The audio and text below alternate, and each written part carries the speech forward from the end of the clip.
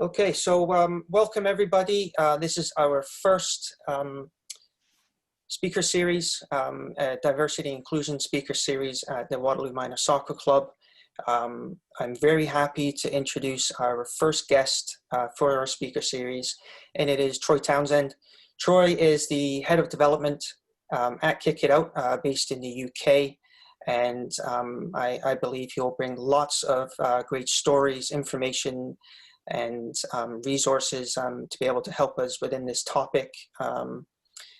Yeah, so Troy, thank you for being on today. I appreciate your time. Absolute pleasure. Delighted to be the first. Yes.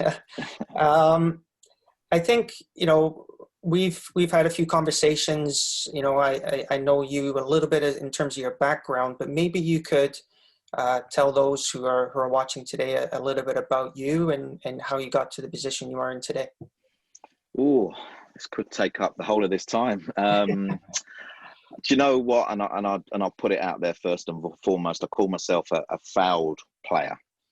Fouled, why? Because I always had that dream and vision, and the conversation around the name Troy Townsend was always that he was going to make it out of my area, out of my group of players that I played with, from the school to a district. We have a system in England that goes from school, you represent the district, you represent the borough, and you go into the academy environment. I failed on my dream. My dream impacted on my education, because my education, as far as I was concerned, was I was a captain for most of my teams, and made sure that I picked up numbers during the playgrounds when we were in the playground, so that my team always won. I didn't take losing too well, that's for sure. But yeah, I didn't make the grade. I was released twice in a short space of time, and I suppose that defined my journey. Football has been a constant theme. I had a period of time where I had no clue what I wanted to do or who I wanted to be totally honest, and we may get into that a little bit later. But coaching was I found an art to coach, and it's been part of my journey from my latter teenage years. I ran a sports development company with my business partner, who's no longer with us, but we had a sports development company called Ultimate Sports that was providing PE provision here in England. And also holiday camps as well, and it was a kind of thing that was really unheard of when we were doing it. So we did it for 15 years and got to know a lot of the talent and a lot of the young people, and it helped when we formed our academy sides as well, because we then had the pick of all the talent in the borough. My journey has led me into non-league coaching, non-league manager. We have the FA Cup over here, which I'm sure you're all aware of, and managing in the first round of that competition as a non-league side that has 6 or 7 rounds to go before it even gets to the first round proper. It was an amazing feeling on 2 occasions. Didn't get past the first round, but nevertheless, they were amazing occasions. And I suppose, I've spent 9 years now at Kick It Out, and I joined first of all because I wanted to make a difference from what I was doing in terms of a coaching circle. I felt I could influence the game in other areas, and I felt that, putting on a suit and a shirt would be quite nice, and I kind of, on this journey, has been an incredible one. I lead on all our education around equality and diversity issues in academy clubs, but I'm also the voice of the organisation as well. So when there are incidents, not only in England, but globally, I'm the one that gets put in front of the camera and talks about, the various aspects of whatever incident has happened. It's been an interesting journey. I'm sure we'll get into it, but it's a journey that I've appreciated and valued, and still to this very day. I'm very proud to be working in the game. I'm very proud to be influencing and hopefully making change.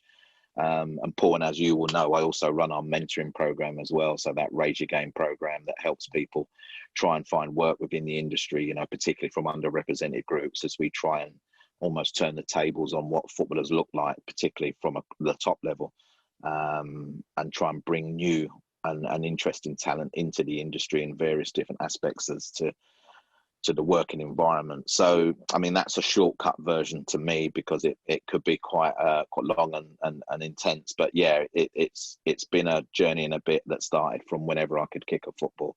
Yeah. to continue into this very day where I'm speaking to you. Great. And Kick It Out, it may not be wide known in Canada and North America. Do you mind just I know you guys do so much, but maybe just a brief overview of what the organization is and how it works, or with and for, whether it be professional clubs and grassroots clubs and things like that. Well, let me take you to the very beginning. We were born in 1993 as Let's Kick Racism Out of Football. You know, the title's on the tin. We were formed because there were far too many incidents of racial abuse towards our black players that were playing and were increasing in numbers in the English game. And they had nowhere to challenge it. You know, when bananas were being thrown on our football pitches, unfortunately, there's a famous image of John Barnes back in 1988 in the Merseyside derby, kicking a banana off a football pitch because there was nowhere to report. There was no kind of action from the officials. It was just deemed as just it happens, you know, and black players had to put up with it and get on. So our former chair, Lord Herman Ousley, you know, created the organisation with the PFA, as the Professional Footballers Association, the union, a couple of reputable players, and wanted us to be that support system and that guidance to those players to let them feel that, you know, they were not alone and that they could, you know, report and have an organisation that would talk on their behalf. 4 years later, we changed to just Kick It Out. So the name that we have now in 1997, as we received funding as an organisation for the first time. And that many other aspects of discrimination, homophobia, sexism, you know, if you have a disability, all people were contacting us to try and be that platform and be that voice. We're a reporting bureau. So basically, you know, any incident that happens up and down the country, people are able to report into us. We'll action those reports and work with the Football Association, the governing body, to try and get to the bottom of those situations. But you know, in a nutshell, we do so much more. So like I said, we provide education into the academy structure. Our academies over here run from under 8s to under 23s, you know, staff and parents. We run workshops around those quite a lot. We help the industry in terms of football clubs have to go through a standard. So the Premier League clubs will have to go through something called the Equality Standard, which is basically a charter mark that kind of identifies that they're on the way to doing the right things in regards to equality and inclusion in football. We have overseen that process. We do the mentoring process that I said.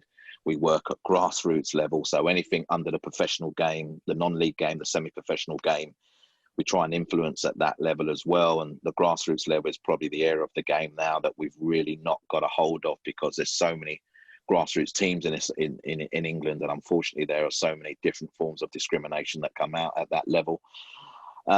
So we, you know, we're only a 16 strong team or 16 week team, depending on how you look at it, but we cover right across the board of English football, you know. And I always say we kind of punch above our weight, if you want me to be totally honest, in terms of our output, when you consider what a small organisation we are. But we, you know, we're out there. We constantly challenge the industry to do better, to be better in this space. Sometimes we have to challenge the major authorities as well, UEFA and FIFA, because of acts of discrimination happening against, you know, English teams in Europe or our national squads. And we remain as relevant today, 27 years after we were born, as probably what we did when we were first born. And that probably tells you that we haven't become far enough on this topic. Mm. And when you say that, you know, there's probably more of a need now than ever for Kick It Out. And do you know, when you look at the reporting and the incidents, do you think it's something that is increasing? Is it more well known because of social media? How do you see that in terms of trends going, you know, from even over the past couple of years, maybe? Well, it's an interesting question, because our reports, so the reports that come into us, have been on the rise now for the last 8 years. And I used to think at the beginning that that was okay because we had this reporting app where people can report anonymously, you know, download it on your phone and you can report anonymously. And we all of a sudden we saw this surge of reports coming in because, you know, the confidence in reporting grew a little bit. You didn't need to be identified, but if there was a situation happening in a ground or in a grassroots pitch, that you can kind of, you know, pick where the stadium was and identify us that way. And I thought that in terms of the early rise, I thought that was probably the reason why, because all of a sudden there was a platform where you could confidently report anonymously and you know, it was up to you whether you wanted to reveal your identity or not, you know, and that can be a very difficult thing. But 8 years is a long time, you know, an increase of 8 years is a long time. We released last season's reporting stats in September, and you know, that showed a 40+% increase in reports coming into us, with a 53% increase in racial reports, and a large increase, and I think it's 70% from social media. So the new wave of how people can target, you know, our sporting figures is this platform called social media, you know, whether it's Twitter, whether it's Instagram, whether it's Facebook, Snapchat, TikTok, the whole lot, you know. And we've seen that rise because those platforms, unfortunately, I feel, do not take those incidents seriously. You know, there's, no matter what they are, an incident happened only just Monday where a Tottenham player, Ryan Sessegnon, who's on loan out in Germany, in Hoffenheim, received the most horrendous abuse, you know, related to the colour of his skin, related to him being a monkey, which is the easy target for people that want to abuse black people. And you report those incidents in the reporting way into those platforms, and the response you get back is that it doesn't break community guidelines.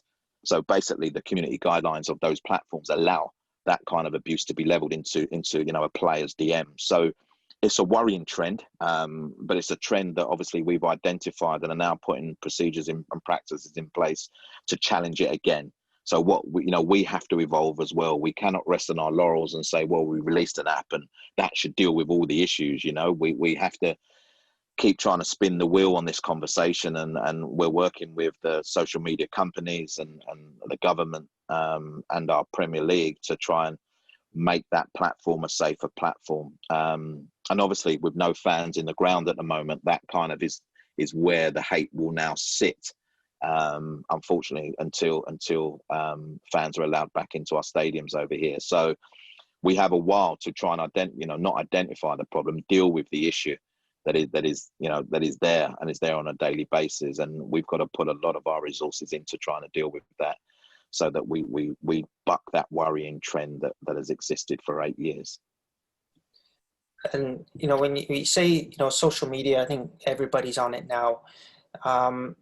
Do you hear from players at all levels in regards to, you know, they're either scared to post something on social media, or they don't know what to do if they are, you know, receive abuse, or something that, you know, that's offensive to them, or it's offensive to many people. And the reason I ask that is, you know, we've got our players are, you know, anywhere from the age of 3 to 23, right? And where everybody interacts on social media now, and they feel like they're almost protected. It's not really them saying it, right? And they feel, whether they're braver or whatever you want to call it, but they're more willing to say things that they wouldn't say, you know, to your face. So have you seen, or have you heard from players, coaches, you know, professionals in the sport, where they find it difficult to be on social media? I think, you know, we've had two kind of waves. First, initially, when the players were posting and they were seeing the hate that was coming back, yeah, it definitely was. It was driving them away. It was, you know, what's the point in this? I don't post on social media to get backlash.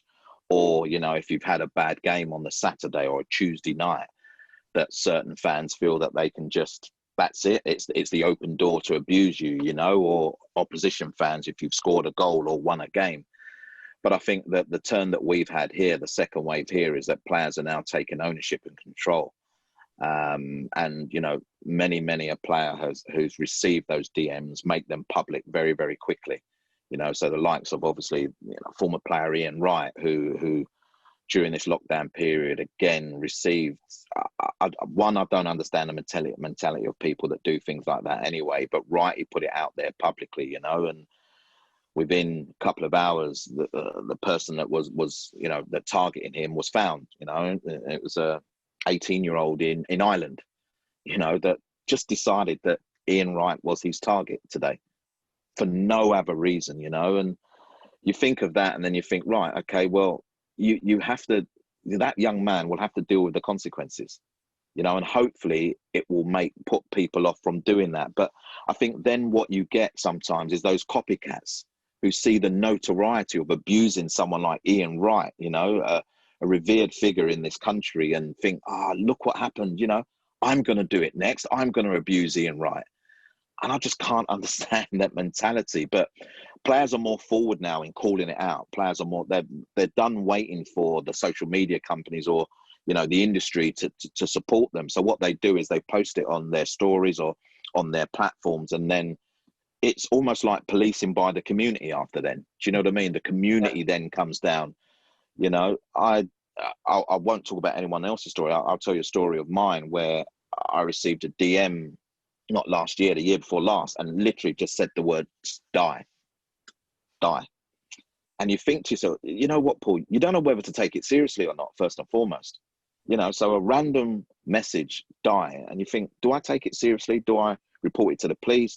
I don't know, you know, what have I done? You know, I start to question everything. And then I posted it on social media, and it was amazing because within half an hour, they found out the young man's school, they found out his Facebook account, they found out his parents' account.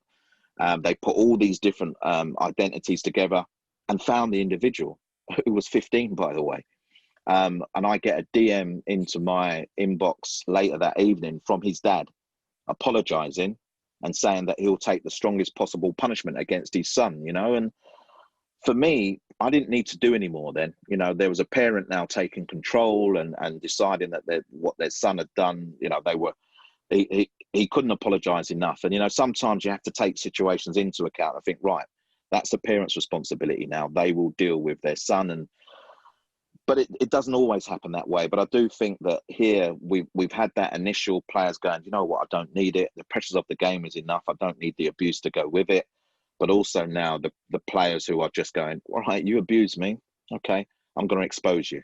You know, and in exposing you, you will then have to face the consequences, because it will make it easier for you to be caught and hopefully dealt with as well. Because if you have enough energy to post discriminatory posts directly to people, then unfortunately you're going to have to face the consequences for that. And hopefully we are seeing that more and more people are facing the consequences for, you know, their actions or their emojis on those, not by the social media companies, but by the law enforcement in this country.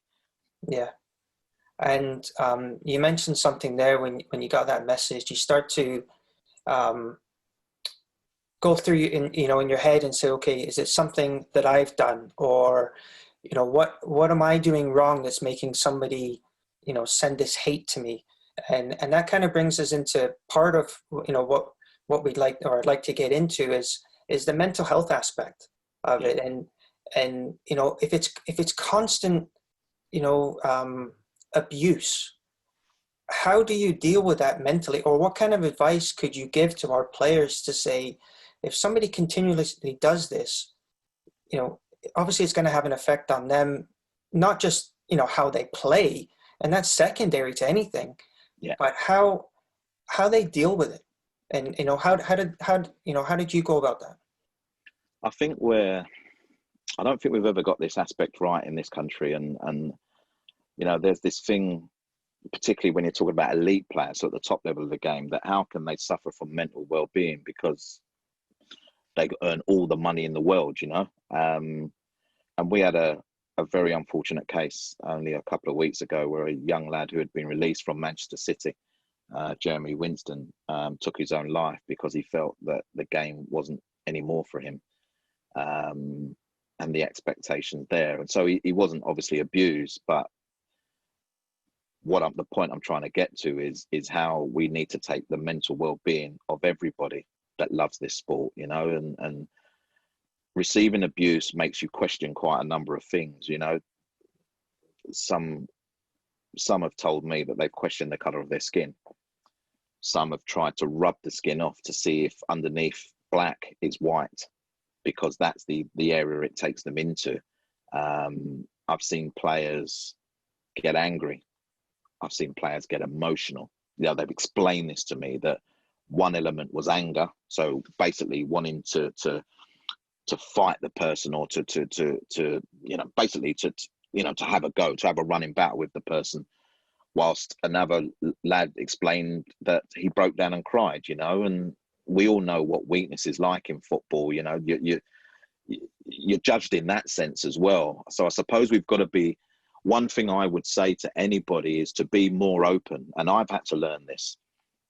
I'm a person who got released from a football club and kept everything in, and that affected my mental well-being anyway, you know. And I've never, listen, I manage it now. I manage it a lot better than what I have done in the past, but I manage it through talking about my experiences. I manage it by writing about what's going on up there. I'm not a writer, by the way, Paul. I left school with absolutely nothing, you know. But just lately, and when I say lately, I mean over the past couple of years, I've spoken about my experiences, or if I can't speak, like one-on-one, I write it down. But I would urge anybody who has, you know, been affected by constant racial abuse, constant abuse because of someone judging you, is not great in the first place, but it takes you all over the place, and we'll all have different experiences. But again, one thing I didn't do is speak to the people that love me. I didn't share those experiences.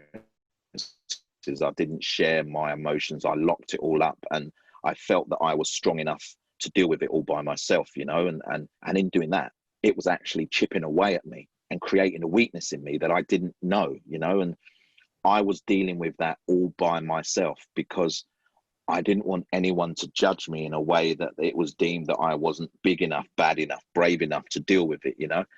I would say to anybody, regardless of whatever your age, never fear your mental health. Never fear it. And when I say never fear it, I mean be open to the conversation. You know, if you're not feeling great, if you've had an experience and it's impacted on you, be open as much as you can. Talk to someone, you know, reach out at home if you can, or reach out to your coaches if you can. And I'm saying that like it's easy. And believe you me, I know it's not easy, but it's the best form of getting people to support and help you, you know, at difficult periods of times, at difficult moments, at moments where you do feel lonely and you start to question your very existence. You know, that kind of abuse or whatever it may be impacts on how you perform, impacts on how you train, impacts on how you play, because a little piece of it is always there, and it never goes away. So the best bit of advice I can give would be to try and talk as much as you can, or if you are not a talker, and I wasn't a talker, to write your experiences down. You know, and if that is a way of going, oh, you know, I don't know, coach, I've left something there for you, and it's on a pad and the coach can read it because you don't know how to articulate your words properly, then at least the coach or your parents will understand and appreciate what you're going through in that way. And that's your form of, that's your way of translating information that is difficult to talk about for you. But the game provides this kind of steel around it where it's all about strength and mentality and you know, and all that kind of stuff. Mm-hmm. But never fear being open. Never fear being open and sharing those emotions, because I carried mine for far too long.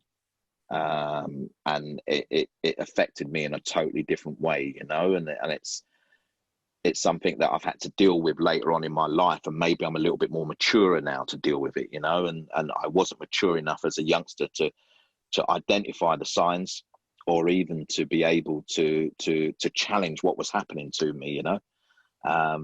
But yeah, that piece of advice of trying to find a mechanism Mm-hmm. that amplifies what you want to say, even if you cannot say it yourself, you know.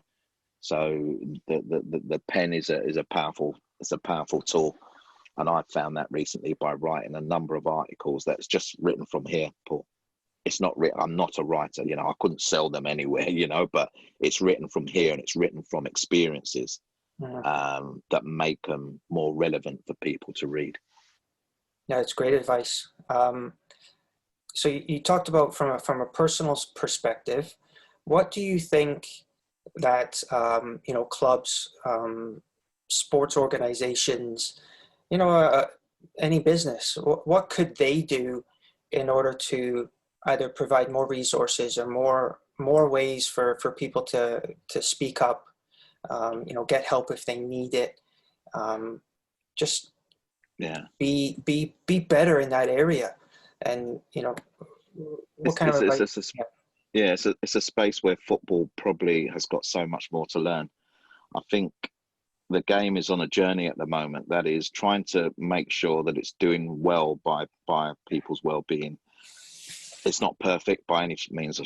You've got to provide that environment of openness. You've got to provide that, because remember, again, the industry, you're being judged.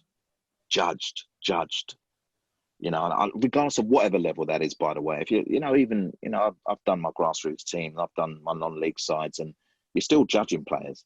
You're judging them when they walk through the gate to go onto the pitch. You're judging the way that they walk, their mannerisms, the way they play. You know, that whole judgment is kind of instilled in us because we want to identify signs in people that hopefully we can address. You know.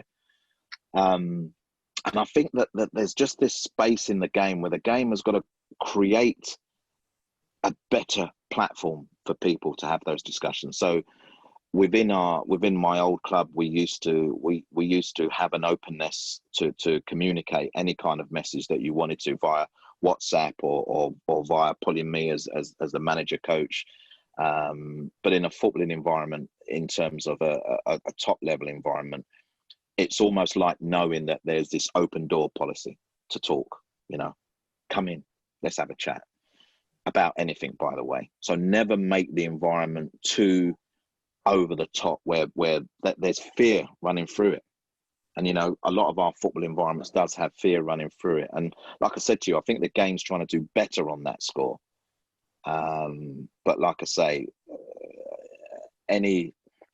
I still obviously talk to a lot of players from the ages of 9 to 23, and particularly the older ones who feel that they don't receive the right guidance and support on this journey. And I don't want to be critical of any football club, but what that says is that we've still not got the model right. You know, because anyone that walks into our environment should have the same care and attention as the next player. And I think we've got to review our programs here in England. So maybe I'm not answering the question as maybe you see fit, but I think we need to review our programs here in England so that care and attention to every individual is paramount. Because first and foremost, the players in our care are human beings. First and foremost, they are human beings and should be treated in that way. The footballer is the second part of it. So, you know, we've got to find some way of surpassing the football to get to the human being and look after that human being, and then help them be as creative as they can be as the player. So you know, you said it in your opening, Paul, about, you know, you treat them as people, and that's how we've got to be on a much more consistent basis. And when the game is finally done with them, you know the percentage of players that finally make it. What's the aftercare like? What's the thought process like in, right, he's no longer good enough for us, she's no longer good enough for us, but there's an element of we still need to look after them, you know, and check in on them and you know, have that phone call or that WhatsApp message where you're just saying, how are you? Yeah. It's the most simplest thing you could say. How are you?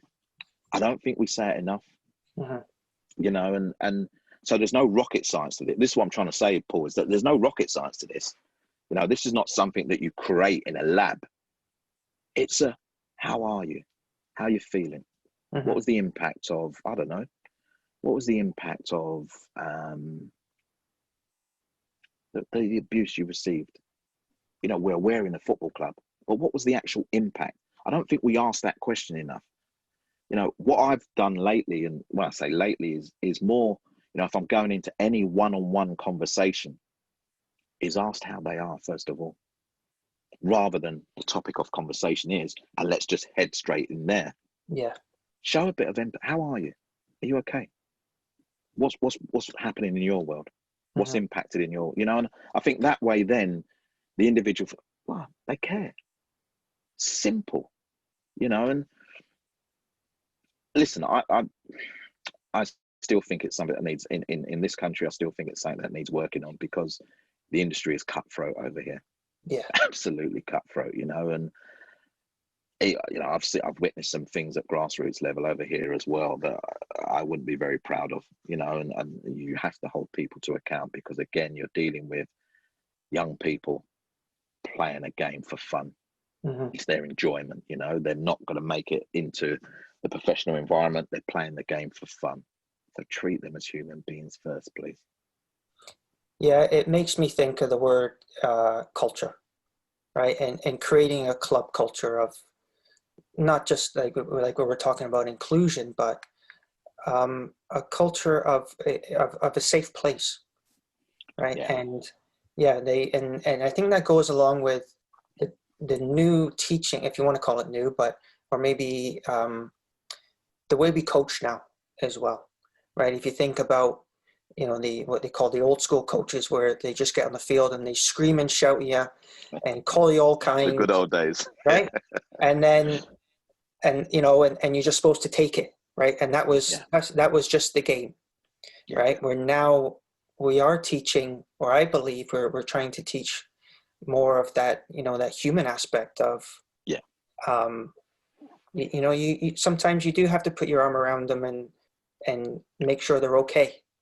Right? This is the thing. And you know, culture is a great word, because you know, I started my own academy in East London for 20 odd years ago, so you can tell my age. The first thing I wanted to get right was that everyone felt warm and welcome. You know, so you come to a training session, you understand the ethos of what we're trying to achieve, you know, and you feel warm and welcome. So that culture is set through the introduction, the methodology, what you set out, the understanding from the parental point of view that you are the parent, we are the coach. You know, I always set out is that I want to talk to the player. I don't want to talk to the parent. We can have those conversations afterwards, but my message is to the player, because what I then want is the player to be able to articulate that message back. And then you get a good process of communication, you know. And listen, not everyone's going to buy into that, as you well know, but actually, if you start that process from a young age, it's then the player taking ownership of their own journey whilst listening to the coach and how, you know, how you develop in that way, but creating that accepted culture, like you've said, of communication, that their coach, player, and then the player endorsing what the coach has said, so that we don't have these touchline rants as well, you know, and stuff like that. And I think ultimately, you're right, the old school way. I mean, listen, one of my old coaches had the loudest voice in the world. And every time he opened his mouth, I used to shudder, first of all, before I even got on the ball, you know, and made me think that I didn't want to make a mistake, because I didn't want him shouting at me again.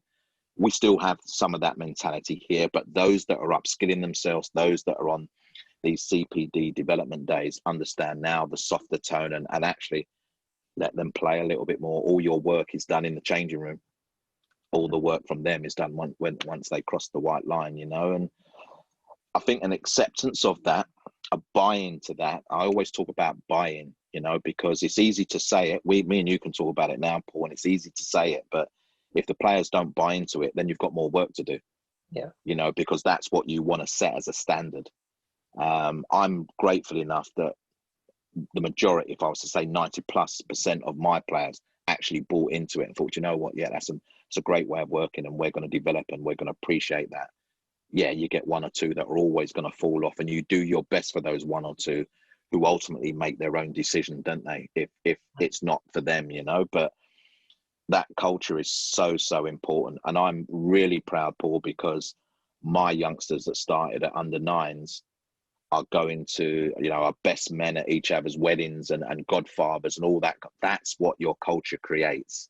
It creates long-lasting friendship that goes way beyond the football journey, and that starts from treating them as young people at a very young age. Yeah, I agree 100%. You did touch on one thing a little bit earlier when you said, well, one in terms of your experiences, but then during our discussion is when you, if you want to call it, leave the game, right? Like our players, yeah, it's, a 0.001% are going to make a career out of the game. Can you talk about, the transition or even some of the similarities of, being a person of color and going into the business world, leaving the soccer or the football world? And did you see some of the same challenges in regards to, that you maybe have felt, being in the game, moving into the professional, whether that be, you felt discriminated against in one way or another? I, I think the easiest thing to say is no matter what environment I've ever worked in, I always knew the color of my skin. I say that because it becomes clear. I think the transition for many a player now, first and foremost, is that they'd like to stay in the game, but they don't trust the game to believe in their ability and talent away from the playing side of it. You think of commentary. We talk a lot about commentary now in this country, and the way that black players are described, you very rarely mention intelligence, very rarely. And because of that, they're then not deemed good enough to coach or manage, because the narrative around them has always been, we get power and pace quite a lot in this country. The description of power and pace, and we don't talk about the elements of skill or the intelligence to play in an important role or to captain a team. And I still think that there's various elements that have impacted into other areas of the industry. Definitely, you think about the boardroom, we have one director of football out of 92 football clubs, one black director of football in Sir Les Ferdinand at Queen's Park Rangers, and we have one owner, Ben Robinson at Burton Albion, out of 92 football clubs. So there is the problem straight away, is that we're not deemed, and we flutter between 5, 3, 6 of managers from a black background. And there's the fundamental issue that we have a massive pipeline of players that have transitioned out of the game into doing their coaching badges, into wanting to influence the game at another level. But the game, for some reason, there's a blockage in our system. So at grassroots levels, yeah, we're great. We've got coaches, we've got players, but the more you go up, the semi-professional side, the professional side of the game, our numbers are dwindling. And it's been like that forever. It's very hard for me to talk about other industries. I literally, all right, I've been in teaching, where again, there were not many, teaching at what we call primary school level here. So 6s to 11s, very few males, very few black males, even fewer black males, very few black people. So I've only seen like the educational system and then the footballing environment. I've got no other experience of any other. You remember what I said to you? I left school with absolutely nothing. So for me to achieve to own my own business, for me to achieve to work in the football environment for as long as I have, I feel blessed in a way. That I've left school with nothing, but managed to go on this journey that football has opened up doors for me. So it has. I don't want to be doom and gloom all the way here, Paul, because the game that I love has opened up doors for me. And it's put me in a position now where I can talk, to you guys, can talk. Yesterday I was on a call to a Norwegian FA, trying to help them implement their practices. I talked to our FA, our Premier League. So I have a various amount of kudos in this industry that the game has allowed me to. But I'm very conscious everywhere I walk in football of who I am and who I represent, because I think it people kind of describe you in that way, and going into a boardroom is a listen. I remember attending an FA dinner, and walking in, and a gentleman handed me his coat straight away. I'm like, oh, excuse me. And he went, could I just in the cloakroom for us, please? And I went, I'm here for the same reason you are here, which is to sit down and eat food and listen to the speeches. But he and it was a dinner suit event. He automatically thought that I was there to serve. Right. And unfortunately, that serve is what normally Black people are there for, unfortunately. You didn't sit next to him at the dinner, did you? I was looking for him. I'll give you that much. I was looking for him, but no, I didn't sit next to him. But, you know, they're the kind of experiences that is very hard to explain sometimes. But I suppose that was the easiest way of explaining it is that, you know, I've gone to a dinner, I've turned up with a guest, I'm standing by the cloakroom. And the reason why I'm standing by the cloakroom is because I want to put my coat in there. Yeah. But he's automatically thought that I'm the servant and can you put my coat? And in the past, I would have laughed it off just because you're almost then deemed as the person in the wrong if you respond in a way. Do you know what I mean? But now I'm like, you know, not anymore. I've done that journey, and there'll be many that will talk to you about that journey as well. So sometimes we can be the best person or best individual or you know, present ourselves in such a way that we're still ignored on the basis of that, and deemed to be someone who we're not, you know. And I just think that that's a constant challenge, you know, in the world of football, to be totally honest. And there'll be many others that have had the same experiences as me on that score as well. Yeah. I know I'm taking up a lot of your time. It's good. It's all good. So, Conversation's good. Just a couple more questions. And you did talk about it before, but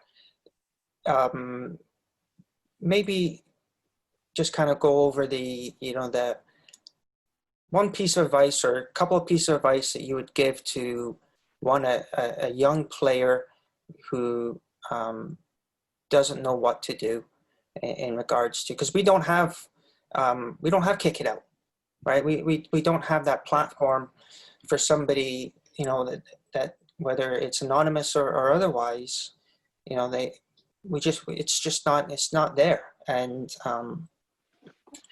what could you say to that player? So, you know, they come to you, and maybe, you know, as an example, maybe it's one of your kids and they say, Dad, this happened today.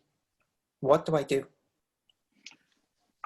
Never, you know, that's the first point of a situation that I'd say, well, actually, they've done it themselves. If they do identify it to their parent, never hold on to your experience by yourself. Never deal with your experience or wash your experience off as if nothing's going to get done, so I'll just leave it, you know. Always speak about that experience, identify the experience. If it's while you're playing, so you're playing a game, I don't care what game it is anymore, tell the officials, identify the situation almost immediately as it's happened to the official. If the official, as many, are not really interested and want the game to flow, at the earliest possible moment, make sure you inform your coach and then give the full detail later on, because then what you're doing is you're handing responsibility of your situation to somebody else because you're active, you're playing, you know. The point of call of dealing with it that way, but then also, like you've said there, Paul, identifying it with your parents, your carer. This happened to me today, and be able to express that experience as well, how it impacted on you, what it meant at the time, what you would do differently, and almost ask them to do something about it. But like you say, you don't have a Kick It Out in your environment, but you know, have those conversations with the coach and ask for things to be done. You know, I've seen what Landon Donovan did. It's you know, in America, it sent waves around here in England, by the way, because we keep talking about, are players ever going to walk off a football pitch when these acts are happening? Mm-hmm. And after the experience that they had the week before, Landon's team, you know, with racism, then homophobia came the following week, and he'd asked nicely, didn't he? He followed the correct protocol. He asked the manager, well, what are you going to do? Look what he said. He asked the referee, Everyone was, well, I'm not sure. Manager said, I'm not taking him off the football pitch. So Landon did the next best thing. He took his team. We're going to refuse to play. Never, ever doubt yourself if you're strong enough and you feel strong enough to leave the field of play, because in this period of time when so much has been spoken about in terms of racial tension, so much has been spoken about in terms of racial injustices. We've seen, situation in England. We've followed it so closely with George Floyd and what's happened ever since then. And we've come out in solidarity with America. Our players are still taking the knee over here. And first and foremost, that was in solidarity with our our American partners, is what I'd say, and what's been happening. That's now turned globally. And what it's enabled people to do is talk about their experiences. I'm not sure people were empowered enough to do that before, sporting figures. Mm-hmm. But since then, people are going, do you know what? This has been my experience. And actually, it's been happening to me for 3 years, for 4 years, for 5 years. I've never felt empowered enough to speak out anymore. But in this moment in time, now I'm talking. And I'm so infused by our young people, because they have a very good I don't care attitude sometimes, where they will speak their mind. They will, just, no, this happened to me today. Where normally, like, us as elders will be like, not sure if I should. I would say continue that attitude, continue that wanting to express yourself and, talk openly about situations that happen. And try never to hide things, because it will impact on you somewhere down the line. So if you've been impacted by something, if you keep it in, and like I say, I'm talking from experience here, it actually impacts on you more, because you're trying to work out all these things in your head where you feel, I should have done it, I could have done it, I should have spoken out, and you then start beating yourself up. So the person has already damaged you in a way, and then you start beating yourself up. So find those mechanisms to communicate what's up there. And I always say that's never as easy sometimes in a young person, particularly when it's around hate, particularly when it's around racial hatred, and other forms of hatred as well. Yeah. And I guess more of a personal question for you is, not that you'll probably ever leave the game, but when it's all said and done for you, and you decide to retire, and what do you want to think back on as your legacy? What have you done within the game to say, you know what, I did something really good here, and I did that, and I'm proud of it. You know what, Paul, and you say I'm not ready yet. I've been thinking about it, to be totally honest. You wonder how much longer you can stay and have this constant battle and constant fight with the authorities, with the game itself. But what you've just said there, and I came up with when you said it, because I didn't know, I wasn't prepared for it, but I came up with an instant response in my own head. If I can help someone every single day, so through something that I say, if through an action of mine, that's more of a legacy for me. It doesn't have to be printed in newspapers. It doesn't have to be out in the media circles.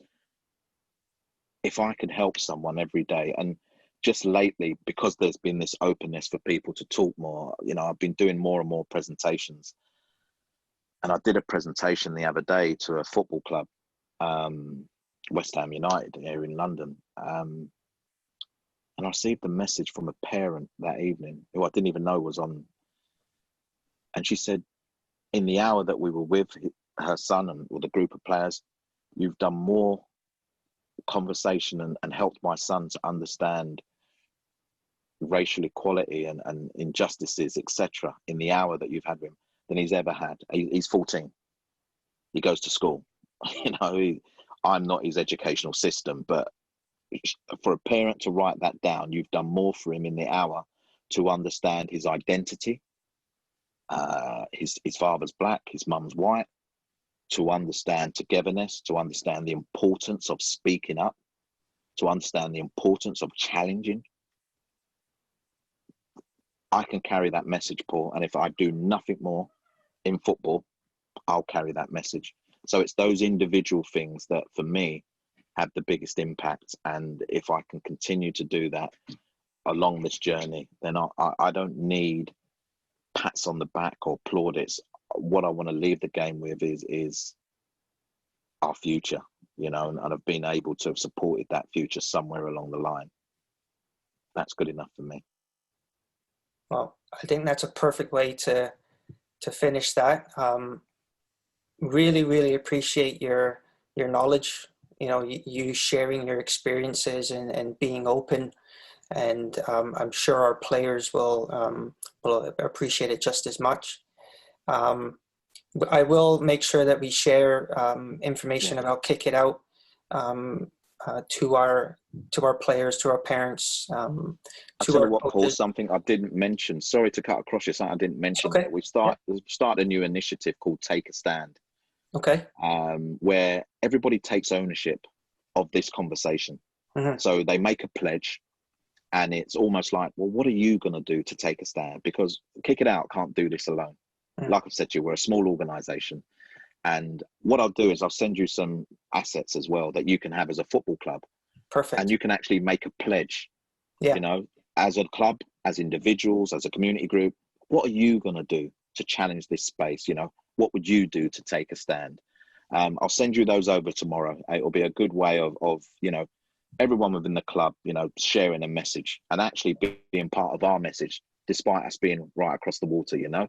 Mm-hmm. You know, this is like you've mentioned, this is a global thing now. This is not just a football in England thing or a football in Canada. This is a global thing. And if you can join us and support us, then, you know, and we're supporting you, then that's amazing. Yeah, that sounds great.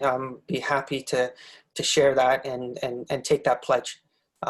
Brilliant. And it's definitely something that is important to us as a club, and we'll definitely continue with that. So I again, I just want to, you know, say thank you. Again, you know, being the first, I hope it went okay, and we hopefully we will be in touch again soon. And I thank you for your time. Happy to do these calls with some of the players if you wanted to get players on. We wanted to throw questions at me. Listen, we're in lockdown at the moment, so I'm happy to. If you want to do that, take it to another level, then I'm happy to do that as well. Yeah. Yeah, that sounds great. I'll work on that, and thanks again. And brilliant. Well, I'm sure we'll speak soon. Cheers, Paul. Much appreciated. Thank you you so much. Take care. Take care.